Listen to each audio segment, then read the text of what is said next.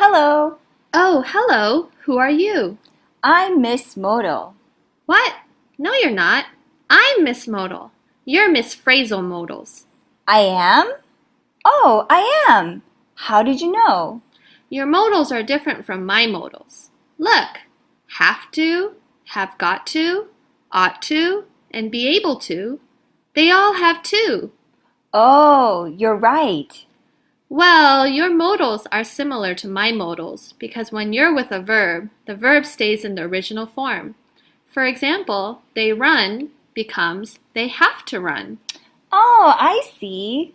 But actually, I would call you Miss Fake Modals. Fake Modal? Why? Well, for have to, have got to, and be able to, the modal changes depending on the subject.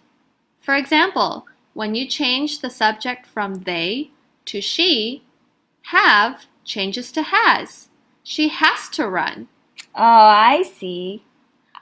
Okay, let me show you a couple more examples. Number 1, the bird have got to find food? No, the bird has got to find food. Number 2, the boy be able to eat spicy food? No, the boy is able to eat spicy food. Oh, got it. Ought to is the only one that doesn't change. They ought to sleep. He ought to sleep. I guess this isn't a fake modal. See, I'm not completely fake. Fine, Miss Phrasal Modal. You learned about modals and phrasal modals.